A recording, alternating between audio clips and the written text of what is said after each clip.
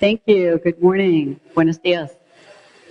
My pleasure to be here this morning, and I appreciate all of your attendance, especially being the first speaker. It's great to see a room full of people. I appreciate that. My talk today, it's a little off the path of most of the talks at this conference, so I'm hoping that you'll enjoy it. It will provoke some thought and, maybe some good cocktail hour conversation. So what I'm talking about today is trends in coffee. Our company is called Applied Food Sciences. We are a health and wellness company. We came actually out of a cancer research organization. The company started doing cancer drug discovery. And when we were doing that type of work with a number of research organizations around the world, we were looking at a lot of compounds that were coming from plant material. So the basis of that company was looking for drugs that were not chemo drugs, that were drugs that came from natural origin, that were more gentle on the system, hopefully killing cancer cells, but not wreaking havoc on the body. So that was kind of where we came from. The company morphed into a food technology company, and we used a lot of the things that we learned from the cancer drug discovery area to look at things that would help generally health and wellness. The main part of our company is an ingredient business. So we sell ingredients to beverage companies, food companies, and dietary supplement companies to make in either pill or other forms for supplementation. We also have a couple of consumer brands. One is a coffee product, and we do have some crossover in the coffee industry, and I'll talk about that product a little bit later. But basically, we're a B2B company. We work with companies in the food and beverage industry and do formulations as well as help with finished products. So what I want to talk about today is really the top trends that we're seeing in the food and beverage industry, and then talk about some case studies that we have direct connection with. So when you look at the trends, what we're seeing in general is this big push towards health and wellness, and mostly about consumers wanting to prevent diseases as opposed to just going to the doctor and getting treatment. So this whole big push on prevention has been happening for quite a while. With that comes this awareness of antioxidants. Antioxidants are pretty much all over the place. When we introduced our first coffee product, it was based on antioxidants, and that was about 8 years ago. And consumers were, they kind of knew what an antioxidant was, but not really. And it was just kind of coming into, it was just starting to, the awareness was coming. Now it's trending. I mean, you see antioxidants everywhere. Palm Wonderful and acai and all of these different beverages and foods, fortified cereals, etc. The other trend is that incidence of disease is unfortunately not diminishing, but there's a lot of awareness that weight management is a key factor in managing and helping to prevent disease. So we're seeing a lot more weight management products that are coming onto the market, and in different forms. It's not a pill for weight loss. It's more, gradual food and beverage types of products. We also are looking at this trend that's really starting to grow, which is great for the coffee industry, which is a healthy energy trend.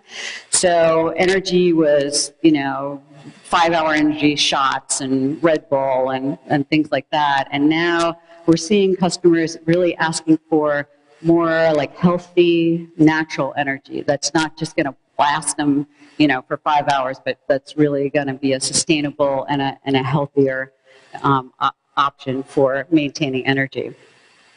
So coffee, I talked about antioxidants, I talked about energy. Coffee has naturally these antioxidants that we call polyphenols. And if you look at the U.S. market for functional food and beverages, it's about a $20 billion market globally. The last numbers that I have are about $175 billion globally. And the beverage category is actually leading that growth, increasing at like 10% per year. So consumer awareness, when you talk about just the awareness of, health and wellness, you can see that the number one thing that consumers are aware of is this antioxidant category. And once again, good for coffee because coffee does have antioxidants. When you talk about antioxidants, 68% of consumers get it, 60% buy it, and 68% want more of it. They're looking for it in other offerings besides just a vitamin C tablet, for example. So back to coffee. The antioxidants in coffee average between 6 and 8%. Robusta coffee actually grows with more natural antioxidant value than the Arabicas. They're water soluble. They've got a lot of health benefits. They're absorbed into the body really quickly. The hierarchy of antioxidants, the antioxidants found in coffee, absorb into the body like at a much faster rate, and your body prioritizes them faster, which is why they're an excellent source of antioxidants.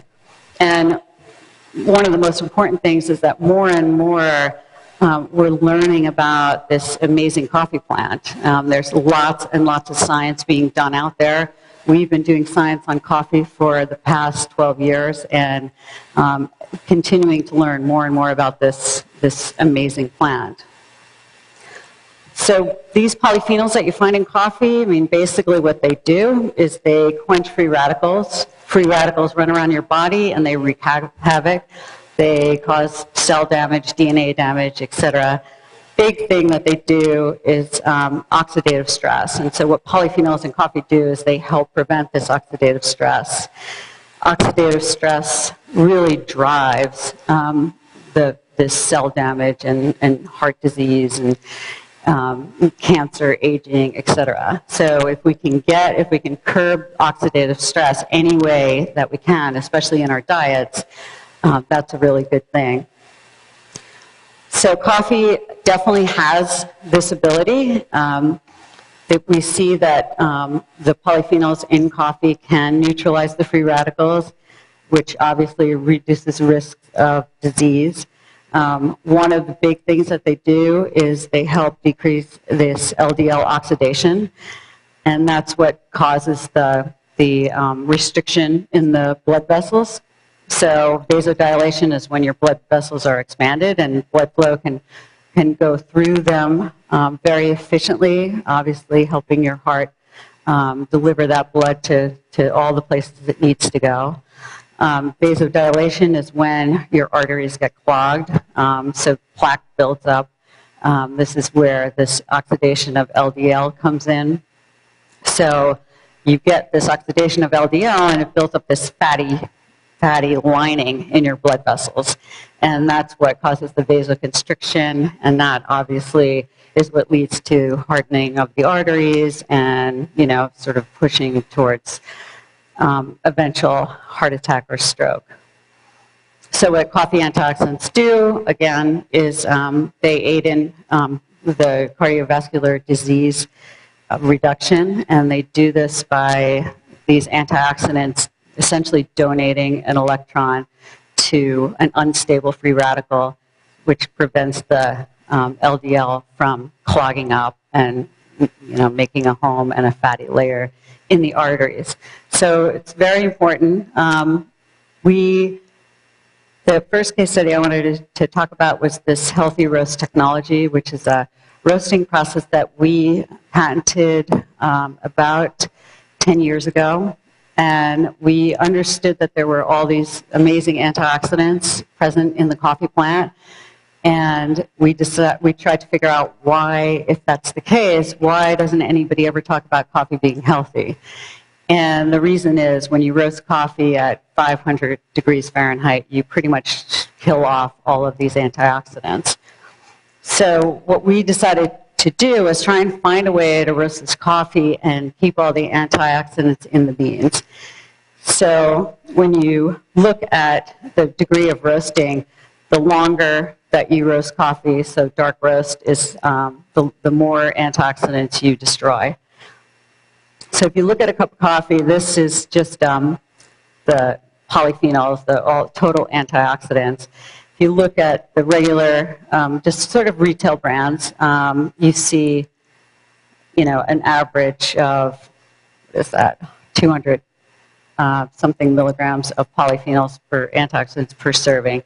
If you look at a coffee that's roasted the way that we roast it to keep all the antioxidants in there, you're basically looking at quite a big lift. The main antioxidant that we look at is called chlorogenic acid, and that we know from research studies that we've done and that other researchers have done all over the globe, that chlorogenic acid is a key antioxidant to provide the effects that I mentioned before.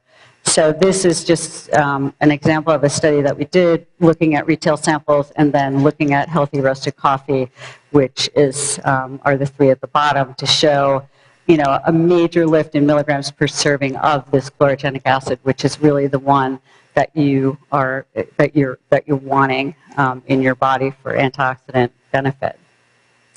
And just to quickly talk about the way that we roast this coffee, essentially the green beans have these amazing antioxidants. You roast them and you pretty much destroy most of them. So what we do is we take those unroasted green beans and we gently soak them in water. The antioxidants come out.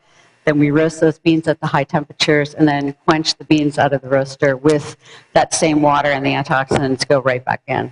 So it's pretty much just a way to roast coffee. You can use any coffee, any roast type, dark roast, breakfast, whatever, espresso roast.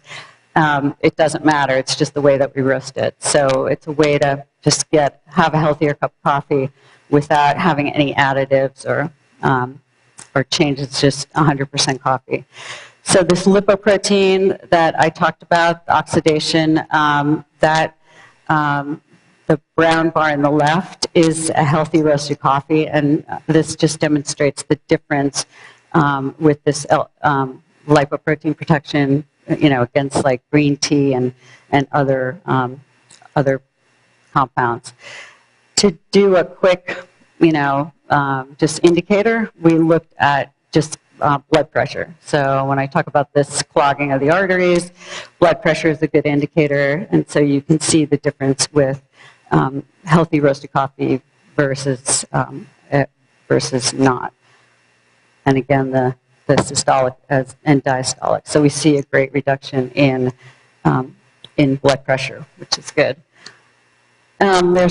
There's a lot of science on coffee in general out there, which is really great for the industry. We're seeing more and more cohort studies about people drinking X number of cups of coffee and seeing reduction in a lot of diseases. This is one about hypertension from WebMD. USA Today talked about coffee perks for longer living. 6 cups per day had an impact on that. Men's Health reported better stamina when you work out if you have coffee. That a lot is due to the caffeine.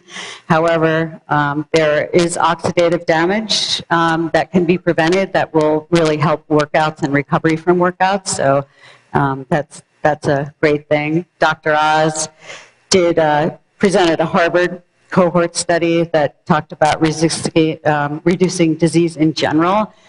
6 or more cups a day, they saw impact on a number of diseases. And when Dr. Oz speaks, at least in the US, it's pretty significant. He's got a great following. The other thing that's trending is, as I mentioned before, disease is rising in general, unfortunately, and a lot of disease is related to weight management. So when we look at weight management, what we're seeing trending in the food and beverage industry is this whole thing about glycemic control, glycemic index diets, and low glycemic foods, mostly sort of stemming from this push from the diabetic community, but we're seeing it in just sort of weight loss in general and just general health and wellness for looking at glycemic index diets. So the benefits of managing glycemic index are many. You can, obviously managing weight is one of them. Sensitivity to insulin, obviously the diabetic problem. But it does improve the mitigating the heart disease risk and cholesterol levels, and then hunger and weight loss is really what we're seeing consumers really sort of jumping on these days. So if you look at the insulin, controlling insulin controls glucose metabolism. That basically insulin, if you can control that, you can dictate where glucose goes. So it's either stored in the liver as glycogen, or it feeds the muscles for energy, or ultimately it goes to fat cells to be stored. And that's kind of, the place you don't want it. So again, this slide just goes quickly through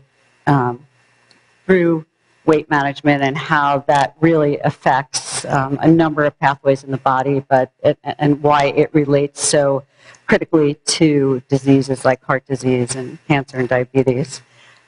So I won't go through this, but just a quick study on the coffee's association with diabetes, and this has been studied quite extensively. A number of cohort studies out of Europe with like 30,000 subjects that really show a strong correlation between diabetes and coffee. And in this study, which is actually one of the more significant ones, you can see a 67% reduction in diabetes with people that drank at least 12 cups of coffee.